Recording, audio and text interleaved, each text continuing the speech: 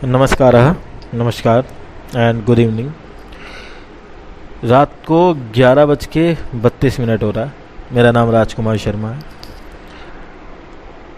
काफ़ी सुना मैंने अपने घर में भी बाहर भी कि गीता एक ऐसी चीज़ है जिसको पढ़ना चाहिए, आपका लाइफ इससे चेंज हो सकता है। तो आई जस्ट ट्राइड, मैंने ट्राई किया, मैंने पढ़ा, मुझे काफ़ी अच्छा लगा और मुझे लगा कि मुझे लोगों को एटलीस्ट ये बताना तो चाहिए कि आप एक बार गीता पढ़ो, एटलीस्ट कि आप जानो कि 5000 ईयर्स अगो, मतलब 5000 साल पहले हुआ क्या था। जो कृष्ण जी ने उपदेश दिए थे अर्जुन को और जो 18 दिन का महाभारत हुआ था, किस तरीके से वो प्रोसेस हुआ, जस्ट वो मैं आपको एक इस तरीके से बताऊंगा कि आपको मज़ा आएगा। You will not feel bore, because जब हम गीता का नाम सुनते हैं तो हमारे मन में आ जाता है एक पंडित सामने बैठा हुआ और वो गा रहा है श्रीमन नारायण नारायण नारायण। ठीक है, तो वो नहीं होगा। मैं थोड़ा सा ब्रीफ कर देता हूँ आपको। आई डोंट नो आपको मज़ा आएगा नहीं आएगा, आप लोग क्या सोचेंगे मुझे नहीं पता इस बारे में। But first I want to tell you कि गीता जो है वो श्री कृष्ण ने कही थी कुरुक्षेत्र में खड़े होकर। अर्जुन को ये ज्ञान दिया था, अर्जुन को ये बताया था। बेसिकली इसमें यह है कि जब इंसान प्रॉब्लम्स में फंसता है तो उसको क्या करना चाहिए और उसके प्रॉब्लम जो है उसके आसपास जो है उसको टैकल कैसे करे, उसको समझे कैसे। जस्ट अभी तक मैंने एक ही अध्याय किया है, मैं एक ही अध्याय बताऊंगा, दूसरा मेरा वर्किंग है। जब वो ख़त्म होगा और जैसा भी आप लोग रिस्पॉन्स करेंगे उसके अकॉर्डिंग मैं वीडियो डालूंगा। 10 लोग ने भी अगर मेरे को बोला कि तुम बताओ तो मैं बताऊंगा। ठीक है, लेट्स स्टार्ट करते हैं। आई होप कि आपको मजा आना चाहिए। प्रथम अध्याय, कुरुक्षेत्र के युद्ध स्थल में सैन्य निरीक्षण। धृतराष्ट्र उवाच। धृतराष्ट्र मतलब कौरवों का फादर, जो 100 कौरव थे उनका पिता। अब पहला श्लोक है कि धर्म क्षेत्रे कुरुक्षेत्रे समवेता युयुत्सवा मामका पांडवाश्चैव किमकुरुत संजय। धृतराष्ट्र ने कहा संजय से, Sanjay was the person who was telling all the things which is happening in the Kurukshetra.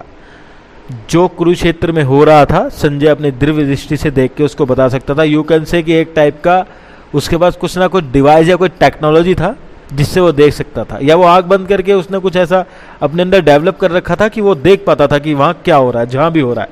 Sanjay was the only person who can see the things. ठीक है, और Dhritarashtra was the king at that time, वो राजा था। और धृतराष्ट्र के जो पुत्र हैं वो कौरव हैं और पांडव जो हैं वो उसके भाई के लड़के हैं, बड़े भाई के लड़के। ठीक है, वो छोटा था जो पांडु के फादर हैं उनसे।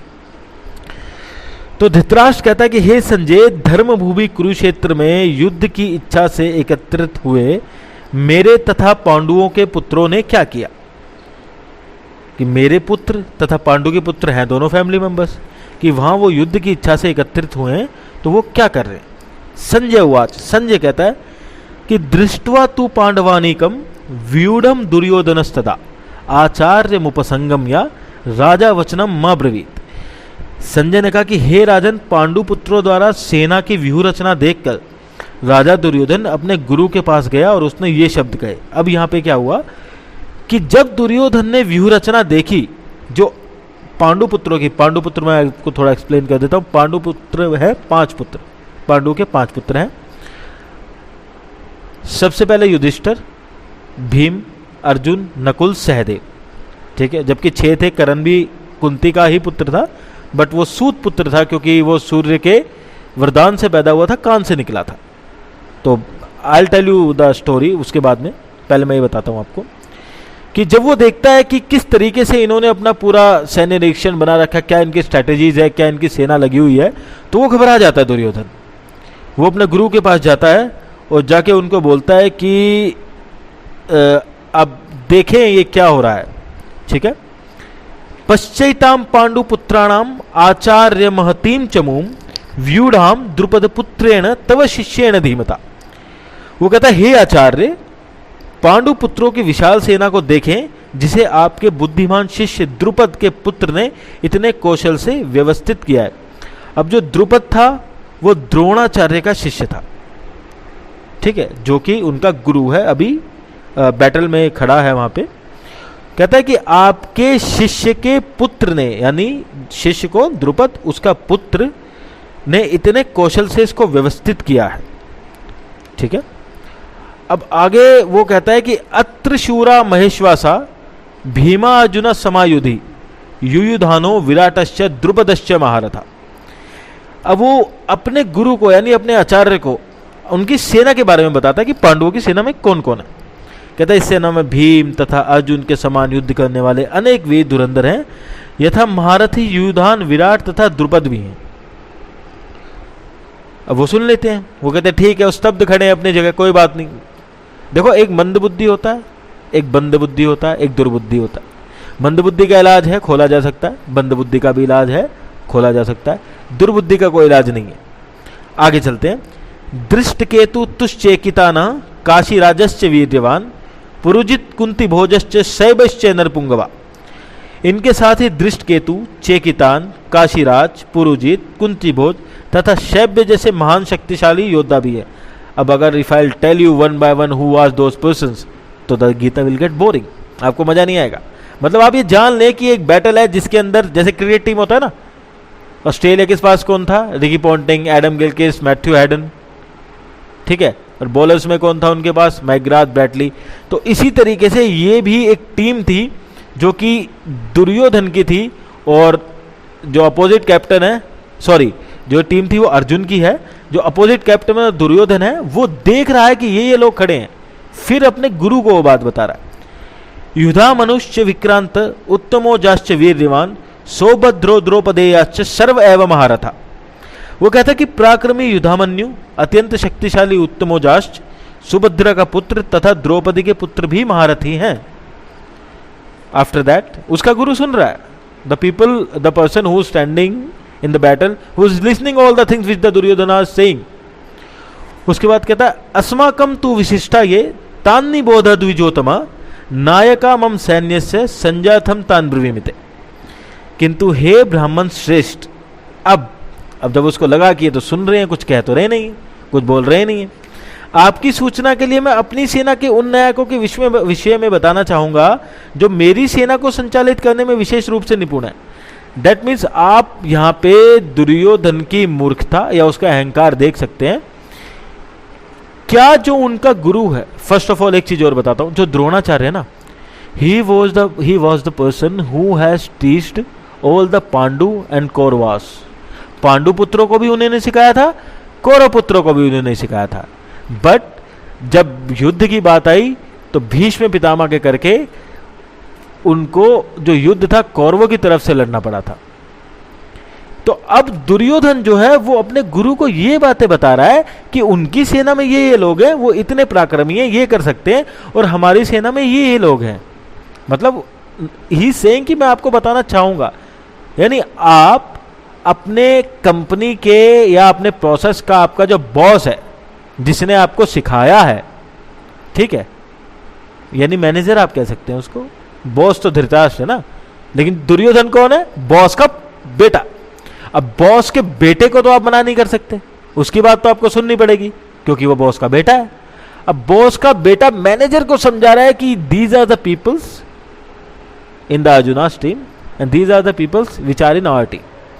क्या उसको पता नहीं है? उसको सब कुछ पता है, जो सुन रहा है, सिखाया भी उसी ने है, प्रोसेस रन कैसे होगा, बट बेबस है, कुछ कह नहीं सकता है, सुन रहा है। आगे चलते हैं। भवान भीष्मश्च कर्णश्च कृपयश्च स्मितिंजया अश्वत्थामा विकर्णश्च सोमदस्तित तथैव च। कहता है मेरी सेना में स्वयं आप, भीष्म मतलब भीष्म पितामह, कर्ण, कृपाचार्य, अश्वत्थामा, विकर्ण तथा सोमदत्त का पुत्र भूरिश्व आदि हैं जो युद्ध में सदैव विजय रहे हैं। मतलब आप ये चीज ऑब्जर्व करें कि आप अपने टीचर को बता रहे हैं कि कौन कौन आपकी टीम में है और इन्होंने क्या क्या हासिल किया है, जिसमें से ये वो लोग हैं जिनको आपका टीचर, आपका जो मैनेजर है, बड़े अच्छे से जानता है कि how can they are capable, how capable they are, how can they do, but still he is listening because you are the son of his boss. आप उसके बॉस के बेटे हो, इसलिए वो सब सुन रहा है। आगे चलते हैं। कहता अन्य च बहवः शूरा मदर्थे त्यक्त्वा जीविता नाना शस्त्र प्रहरणः सर्वे युद्ध विशारदा। यहाँ पे मूर्खता की हद कर देता है वो दुर्योधन जो है। कहता है ऐसे अनेक वीर भी हैं जो मेरे लिए अपना जीवन त्याग करने के लिए उद्गत हैं। वे विविध प्रकार के हथियारों से सुसज्जित हैं और युद्ध विद्या में निपुण हैं। That means they can kill anyone, they can be wing death from anyone. किसी को भी मार सकते हैं, किसी से भी मर सकते हैं, और उनके पास अनेक तरह के हथियार हैं तथा युद्ध विद्या में निपुण है, मतलब उनको सारी स्ट्रेटजीज आती हैं। मतलब ही इज ट्राइंग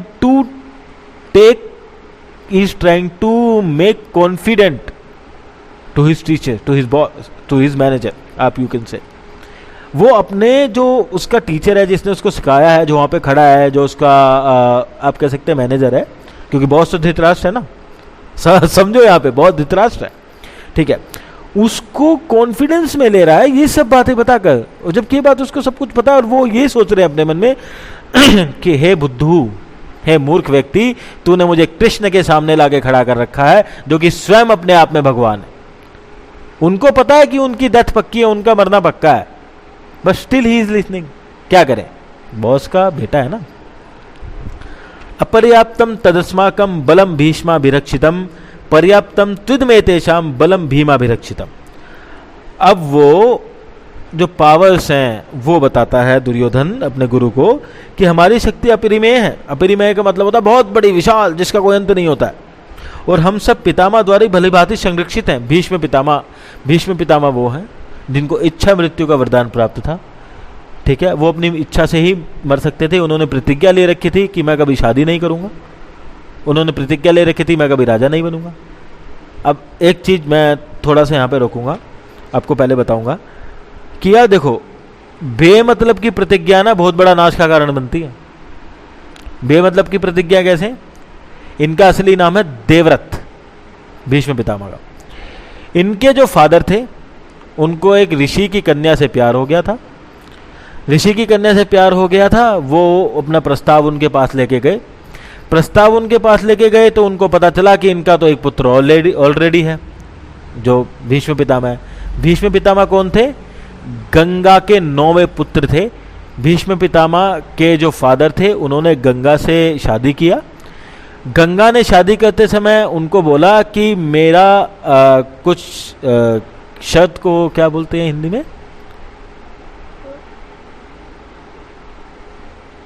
मतलब शर्त आप कह सकते हैं, हिंदी में होता, सॉरी इंग्लिश में मैं भूल गया। उन्होंने शर्त रखा था कि मेरा जो भी पुत्र होगा, मैं जो भी करूंगी, कहीं भी करूंगी, कुछ भी करूंगी, आप मुझे रोकेंगे टोकेंगे नहीं। तो जब पहला पुत्र हुआ वो गंगा में लेके गई, उसको डुबो के मार दिया। दूसरा पुत्र हुआ वो गंगा में लेके गई, उसको डुबो के मार दिया। शी हैज किल्ड 8 sons, अपने 8 बेटे उसने ऐसे मार दिए। बट 9वां बेटा जब हुआ, जब ये भीष्म पितामह हुए, देवव्रत हुए, तो बर्दाश्त नहीं हुआ इनके फादर को। इनके फादर ने कहा कि तू इसको नहीं मारेगी, तो उन्होंने इसको पुत्र अपना हाथ में दिया उनको, कह रही है मैं जा रही हूँ, तूने मुझे रोका है, तूने मुझे टोका है, that's why I am going. और वो जाके अपना गंगा अपनी जो उनकी धारा है उसमें प्रवाहित हो जाती है, इनके फादर को छोड़ देती है। तो इनके फादर को फिर एक किसी ऋषि की कन्या से प्यार होता है। ऋषि की कन्या से प्यार होता है। ऋषि कहता है ठीक है महाराज, आप मेरी कुटिया में आए हैं, that most welcome, I will be so much grateful कि मेरी बेटी आपसे शादी करेगी। कहते बट मेरी एक कंडीशन है, सॉरी कंडीशन कहते हैं, शायद को मैं भूल गया था उस टाइम। कहते मेरी एक कंडीशन है कि आप ये बताएं, आपका तो ऑलरेडी एक पुत्र है जो कि देवव्रत है, अगर आप चाहते हैं कि मेरी बेटी आपसे शादी करे तो आपको ये मुझे वचन देना होगा कि मेरी बेटी से जो पुत्र पैदा होगा वो आपका राजपाट संभालेगा। तो ये बात पता चलती है तो बहुत बुरा लगता है उनको। वो जाते हैं भीष्म पितामह के पास। भीष्म पितामह से को पता लगता है ऐसे ऐसे बात है, तो वो जाके उस ऋषि के पास जाके उनके आगे प्रतिज्ञा करते हैं कि आपने देखा भी होगा कि मुकेश खन्ना है जो पुरानी महाभारत में बने, कि मैं देवव्रत अग्नि जल वायु आकाश को साक्षी मान के तपस्या करता हूं कि मैं सदा निर्विवाहित रहूंगा। तो निर्विवाहित रहने की शपथ ले लेते हैं, वो निर्विवाहित रहने की शपथ लेते हैं, इसलिए उनकी शादी नहीं होती है। शादी नहीं होती है तो जो उनकी पुत्र से 3 पुत्र पैदा होते हैं, सबसे पहले बड़े पांडव होते हैं, ठीक है, दूसरे पुत्र पैदा होते हैं, ये क्या नाम है इनका, दूसरे पुत्र कौन होते हैं? सबसे पहले जो होते हैं वो पांडु होते हैं। दूसरे पुत्र होते हैं इनके, नाम मुझे याद नहीं आ रहा है, मैं नाम बताऊंगा आपको बीच में। और तीसरे धृतराष्ट्र होते हैं जो कि अंधे होते हैं। पांडु की उम्र कम होती है, जो धृतराष्ट्र होते हैं उनकी आंखें नहीं होती हैं। और तीसरे जो पुत्र होते हैं उनका दिमाग बहुत तेज चलता है, वो बहुत अच्छे होते हैं, मतलब काफ़ी इंटेलिजेंट होते हैं। तो इस तरीके से होता है। ठीक है, आपको पता लग गया कि स्टोरी कैसे चली, कहाँ से आया, कौन किसका पुत्र था, कैसे स्टार्ट हुआ।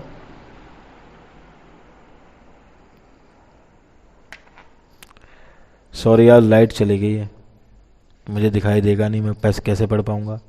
आई will teach you tomorrow, sorry teach कह रहा हूँ, I will tell you tomorrow, कल बताते हैं आपको। ठीक है, चल, sorry sorry sorry sorry, light आ गई, आई एम सो सॉरी। देखो मतलब फर्स्ट टाइम मैं कुछ रिकॉर्ड कर रहा हूँ और कैसी कैसी परिस्थितियाँ हो रही है ना, लाइट भाग जा रही है। अब लाइट आ गई, चलो ठीक है, आगे चलते हैं।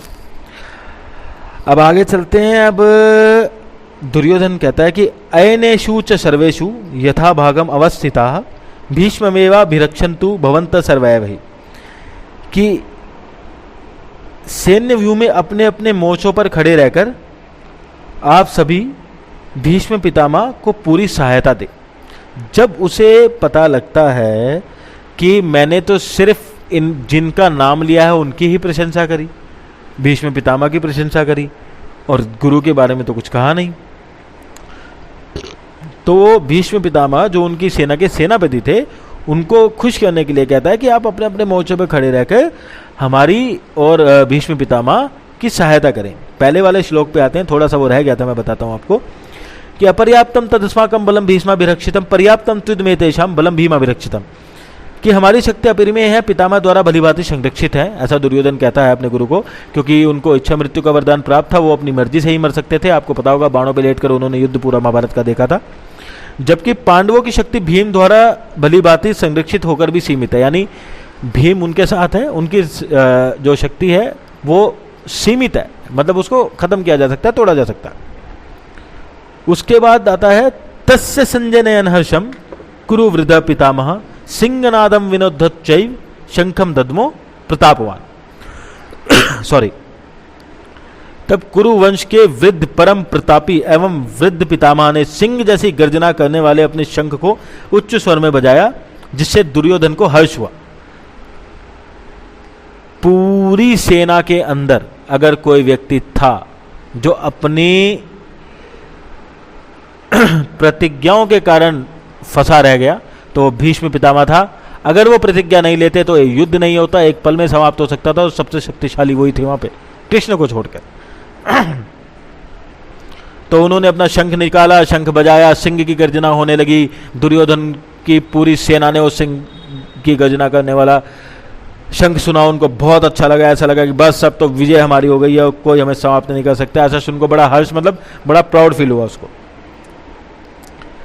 तथा शंखाश्च भैर्यश्च पणावाना खगोमुखा सहसेवाभिः हन्यन्त सशब्द दस्तु मूलोभवत्। उसके बाद जो युद्ध स्टार्ट होने से पहले, बैटल स्टार्ट होने से पहले शंख नगाड़े बिगुल तुरही सींग सहसा एकाध बज उठे। वह समेत स्वर उत्पन्न कोहलापूर्ण था, मतलब ऐसा लग रहा था पता नहीं आसमान गिरने वाला है। कोहलापूर्ण क्या मतलब होता है? धरती कांपने लगती है, आसमान हिलने लगता है। उसके बाद यहाँ से अब स्टार्ट होता है, ठीक है, यहाँ से थोड़ा इंटरेस्ट आएगा आपको कि तथा श्वेत अहयुक्ते महति संदिने स्थितौ माधवा पांडवश्चैव दिव्यो शंखो प्रदत्मतौ। दूसरी ओर श्वेत घोड़े द्वारा खींचे जाने वाले विशाल रथ पर आसीन श्री कृष्ण तथा अर्जुन ने अपने अपने शंख बजाए। अब देखो शंखों के नाम है, आई डोंट नो ये काम आता है कभी नहीं आता, बट इसमें है तो मैं बता देता हूं कि पांचजन्यम ऋषिकेशो देवदत्तम धनंजय पौंड्रम दधमो महाशंखम भीमकर्मा वृकोदर। भगवान कृष्ण ने अपना 5 जन्म शंख बजाया, अर्जुन ने देवदत्त शंख बजाया तथा भीम ने अति मानवीय कार्य करने वाले भीम ने पौंड्रक नामक शंख बजाया, जिसकी भयंकर ध्वनि से युद्धस्थल कांप उठा। ये शंखों के नाम है बेसिकली, और कुछ नहीं है। अनंत विजयम राजा कुंतीपुत्रो युधिष्ठिरा नकुल सहदेवश्च सुघोष्म मणिपुष्पको काश्यश्च परमेश्वासा शिखंडी च महारथा दृष्टधुम्न्यो विराटश्च सातकिश्च पराजिताः द्रुपदो द्रौपदेयश्च सर्वशः पृथ्वीपते सौभद्रश्च महाबाहु शंखान दद्महु पृथक पृथक। सॉरी मेरा गला सूख गया है, I am just taking a bit of water.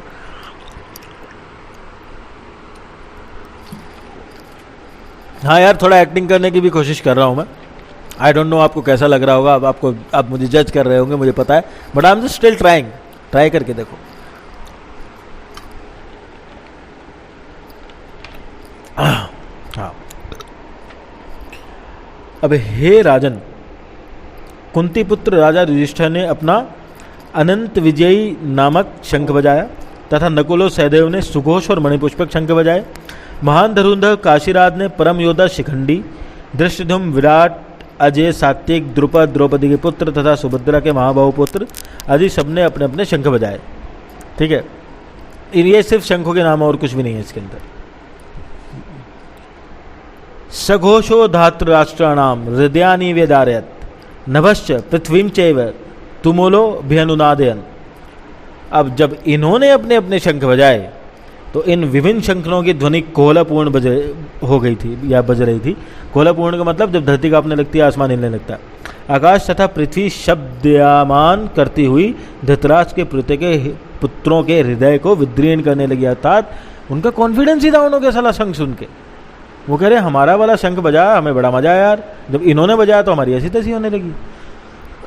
मतलब शंखों की जो ध्वनि थी, जब कृष्ण भगवान ने उनको कहा कि बजाओ अपने अपने शंख, then they are feel helpless कि यार ये क्या हो रहा है। जबकि जब उन्होंने शंख बजाया था तो अर्जुन का कलेजा नहीं हिला, युधिष्ठिर का नहीं हिला। क्यों? दे आर नोइंग दैट ये हमारे साथ श्री कृष्ण खड़े हैं, हमारे साथ भगवान है, तो टेंशन लेने की क्या जरूरत है यार,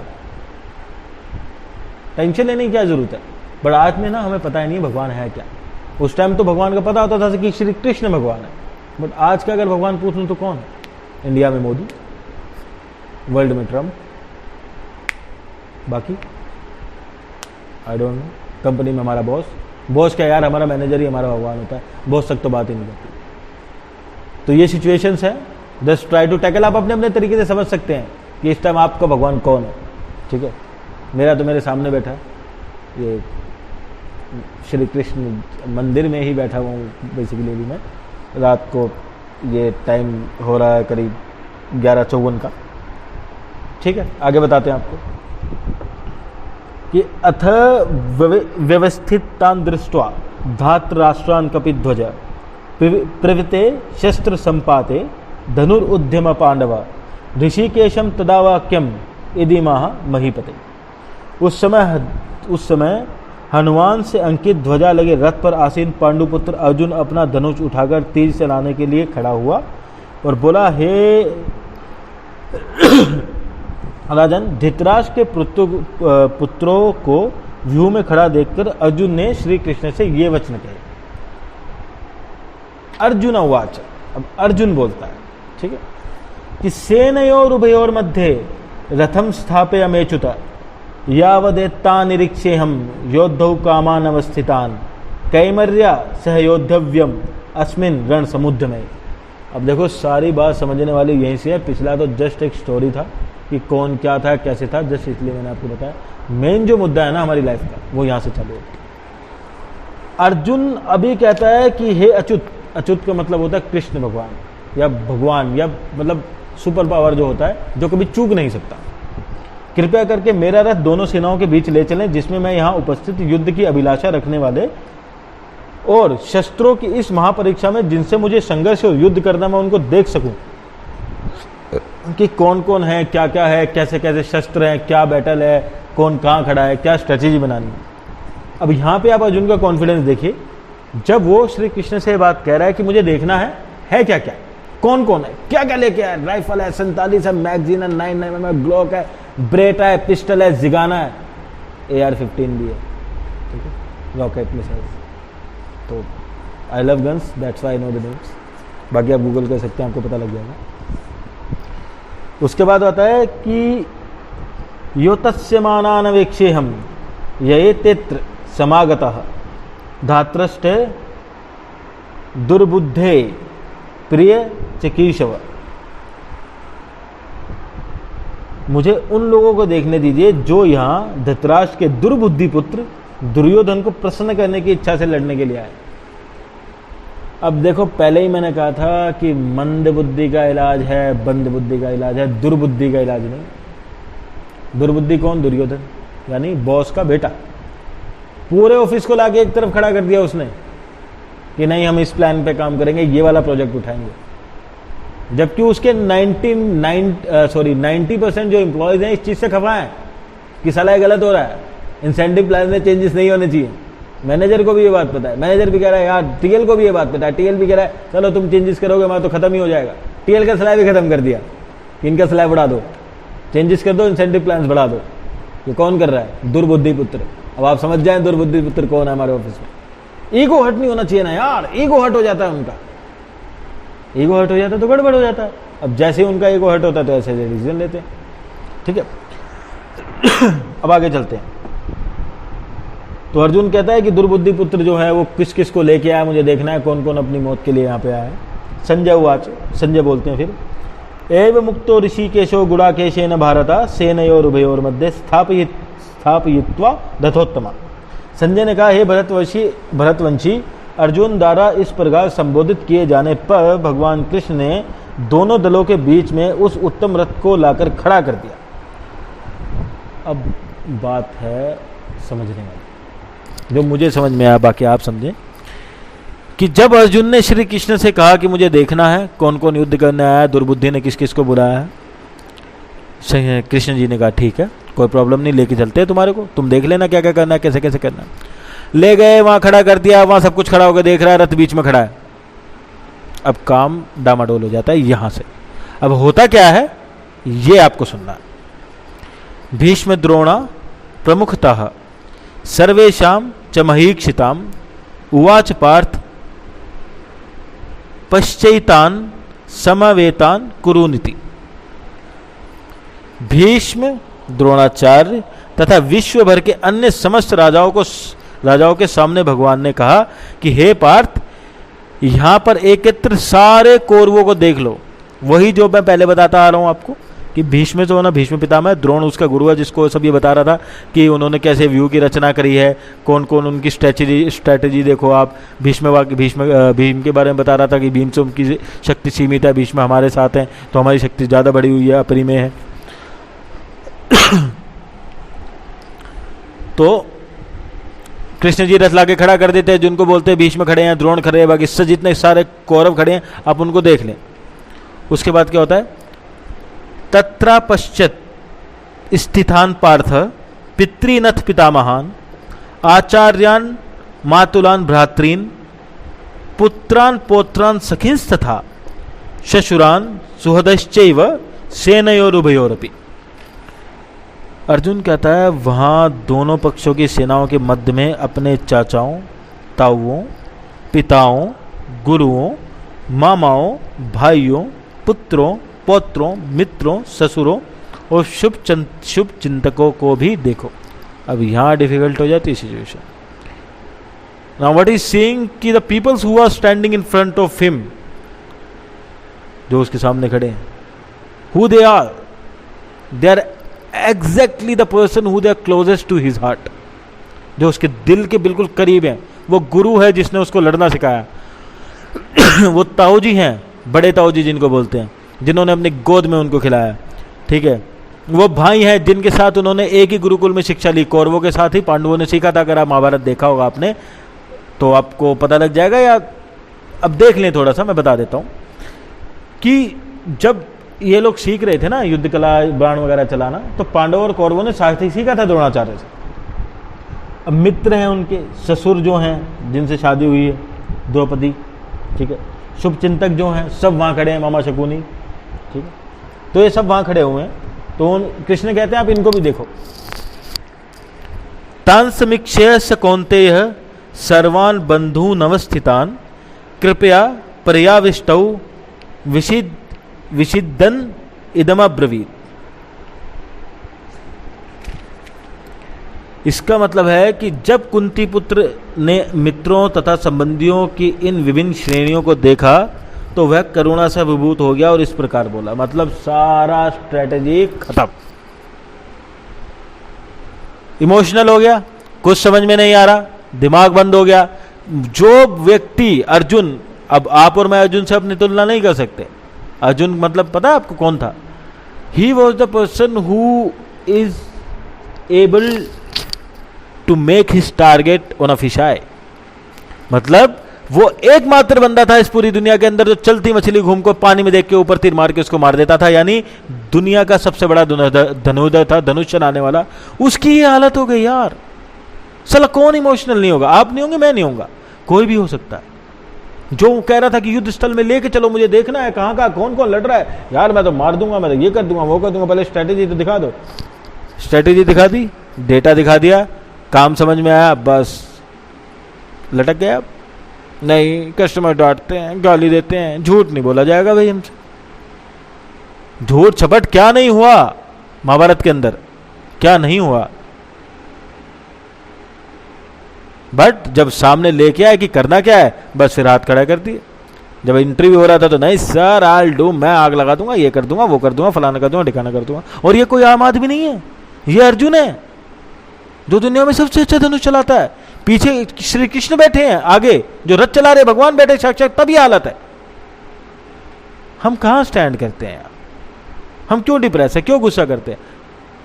तुलना कीजिए, आप यहां तुलना कीजिए एक बार कि जब ये आदमी इतना डिप्रेस हो सकता है, ये बात कह सकता है तो हम और आप क्या करेंगे? अब आगे सुनिए।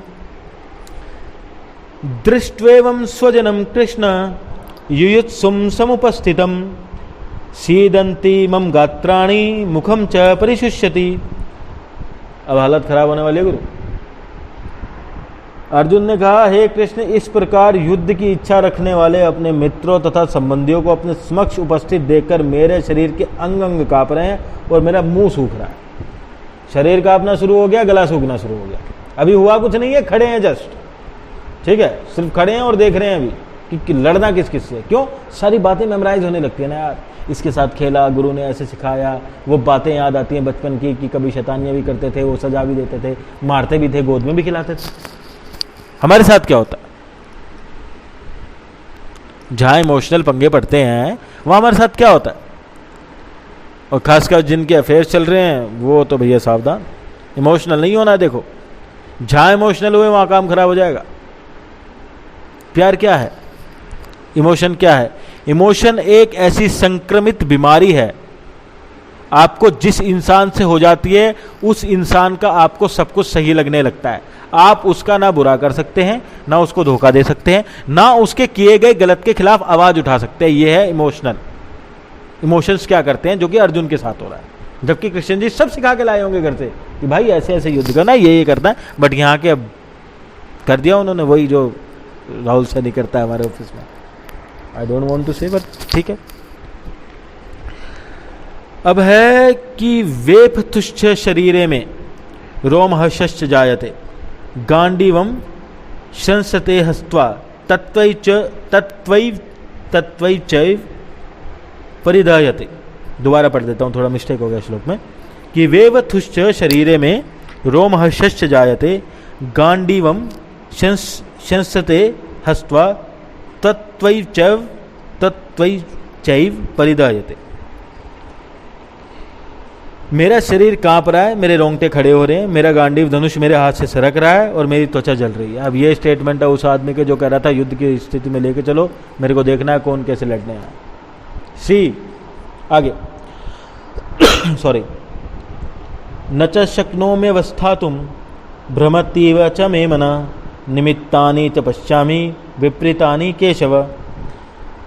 मैं यहाँ अब और अधिक खड़ा रहने में असमर्थ हूँ, मैं अपने को भूल रहा हूँ और मेरा शरीर चकरा रहा है। हे कृष्ण, मुझे तो केवल अमंगल ही अमंगल दिख रहा है। पहले शारीरिक विफलता बताई कि मेरे शरीर में क्या हो रहा है, अब जब उससे काम नहीं चल रहा है तो अब श्री कृष्ण को ये बाबूजी समझा रहे हैं कि मुझे तो अमंगल दिख रहा है। यहाँ कौन है पता है? जिन्होंने द्रौपदी का वस्त्र हरण हुआ था तो ये शपथ ली थी ये शपथ ली थी कि मैं तुम्हारा नाश कर दूंगा। ये वो दुर्योधन कह रहे हो, ये वो अर्जुन है। देखो अब क्या कर रहे हैं आप एक बात सोच के देखो, साला आप किसी बैटल में जाओ, आप वहाँ के कमांडर हो, ठीक है, और आप किसी बैटल में जाओ और आप वहाँ के चीफ हो और आपका जो कमांडर है वो ऐसे कर दे तो आप क्या करोगे? बट आप कृष्ण भगवान को देखिए, कुछ नहीं बोल रहे हो, शांत है बिल्कुल। कहते पहले तू बोल लेना, तू बोलते ही सुनेंगे अपन, क्या बोलता है तू? इतने कच्चे थोड़ी, ऐसे थोड़ी भगवान बोलते अपने को, तू सुनाओ।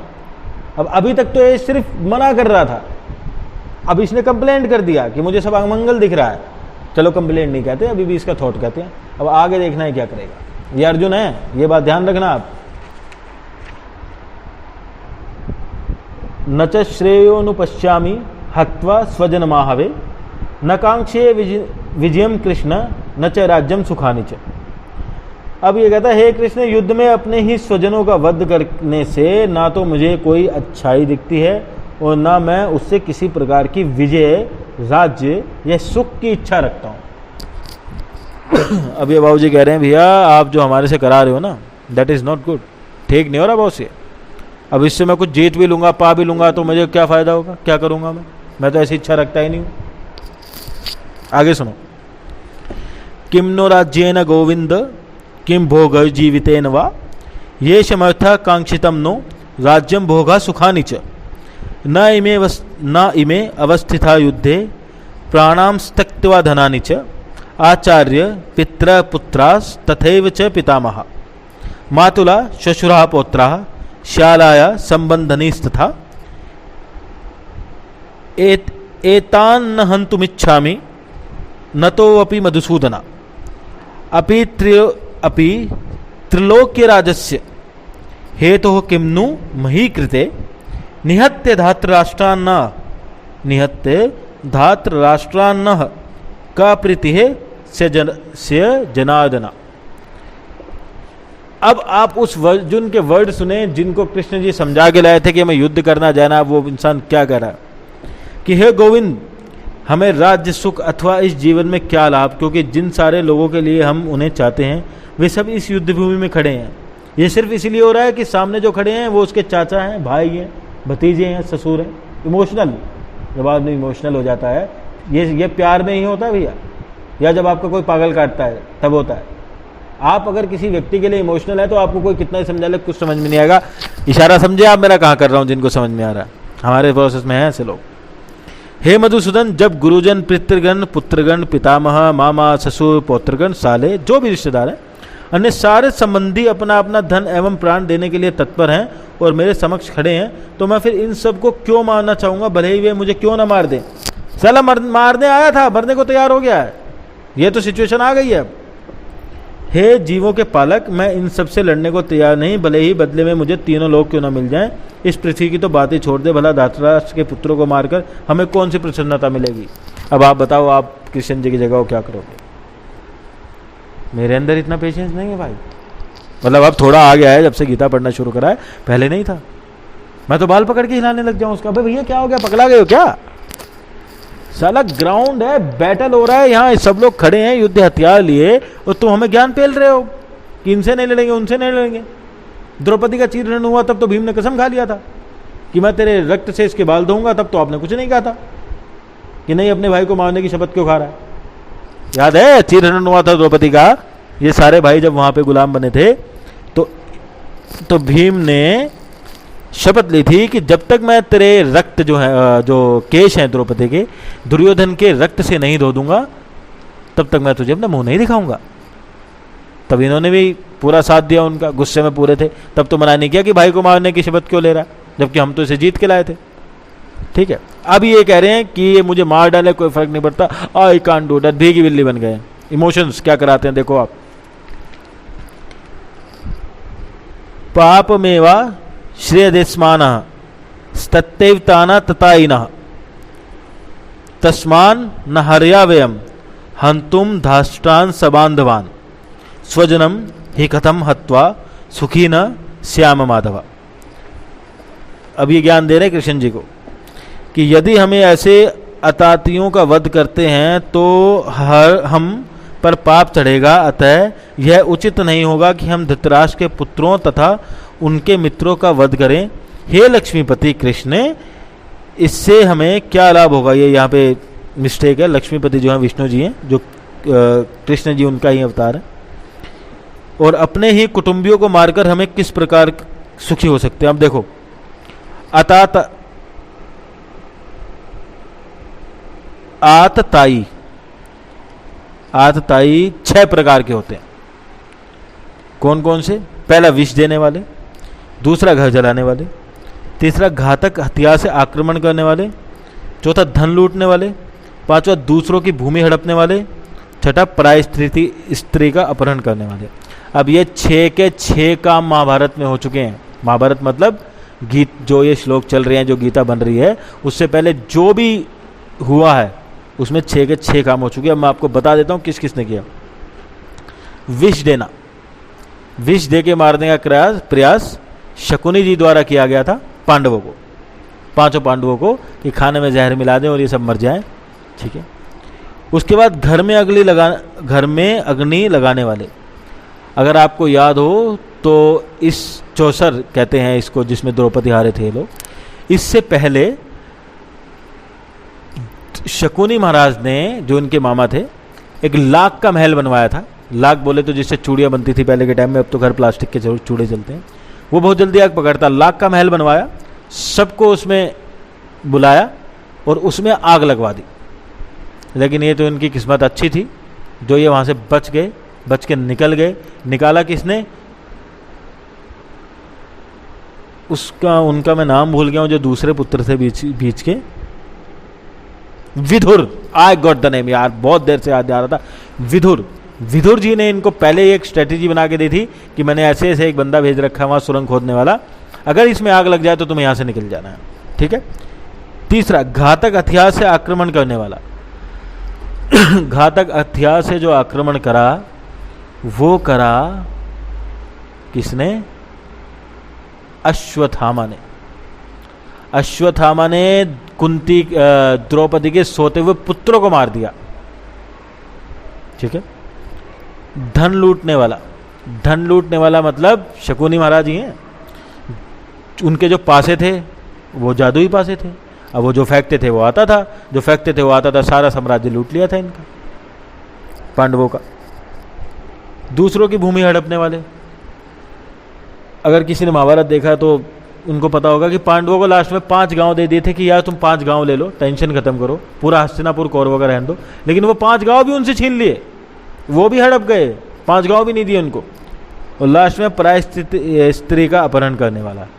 अब पराय स्त्री का अपहरण तो आपको पता ही है, जो द्रौपदी के साथ हुआ था। यानी ये 6 के 6 काम हो चुके हैं, और 6 के 6 काम कौरवों के द्वारा ही किए गए हैं। एक भी काम ऐसा नहीं है जो पांडवों के द्वारा किया हो।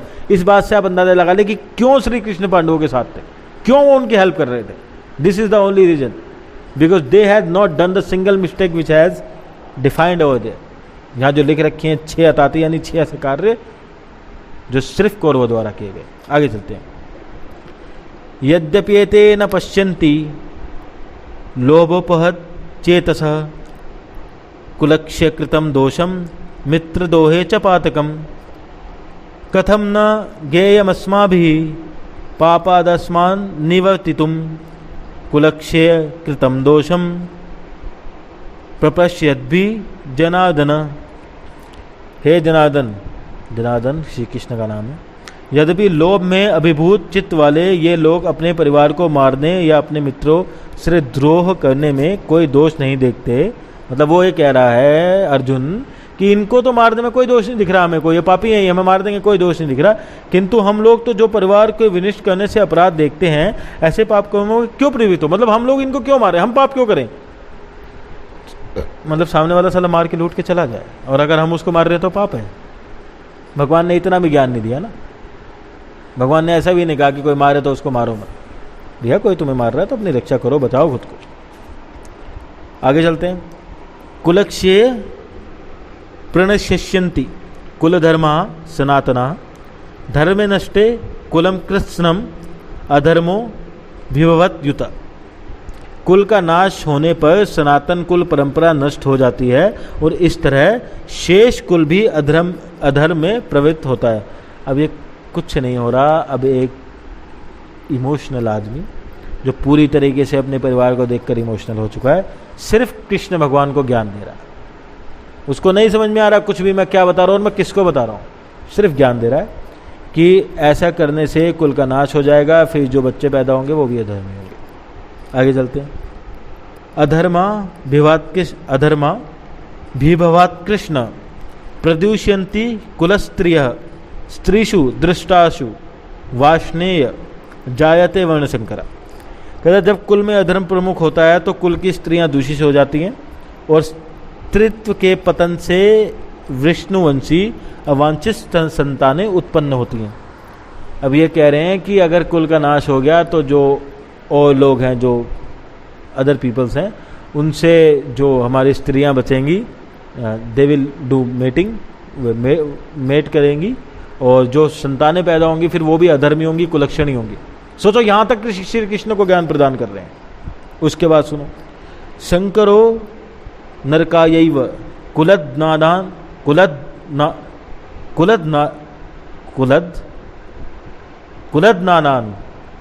कुलदनानान, सॉरी थोड़ा गलत हो गया, दोबारा पढ़ देता हूँ। मैंने भी यार अभी सीखा है ना, ज़्यादा दिन नहीं हुआ, 1 ही महीना हुआ होगा इसको करे, but I am just trying कि शंकरो नरकायैव कुलदनानान कुलस्य च पतंती पित्रो होयशाम लुप्त पिंडो दकक्रिया। अवांछित संतानों की वृद्धि से निश्चय ही परिवारों के लिए तथा पारिवारिक परंपरा को विनिष्ट करने वालों के लिए नकार्य जीवन उत्पन्न होगा। ऐसे पतित कुलों के पुरखे पितृलोक गिर जाते हैं क्योंकि उन्हें जल तथा पिंडदान देने की क्रियाएं समाप्त हो जाती हैं। अर्जुन कृष्ण को यह बता रहा है कि आप अगर हम लोग ऐसा करेंगे तो हम पिंड, हमारे जो संतानें पैदा होंगी उनका जो पिंडदान वगैरह होगा वो नहीं हो पाएगा, क्योंकि हमारे पितृ उनको लेंगे नहीं, क्योंकि वो उनकी संतानें ही नहीं होंगे, वो मिक्स ब्रीड होंगे। कहाँ टॉपिक था, कहाँ आ गया? उस इंसान की कंडीशन देखे आप, जो अर्जुन को रथ में लेके आया, 5 घंटा 10 घंटा 1 दिन 2 दिन 20 दिन समझा के लाया कि युद्ध में क्या करना है, और वो क्या ज्ञान दे रहा है। आप कह रहे हैं भाई सेल करनी है तेरे को, ये डेटा है, ये स्ट्रेटेजी है,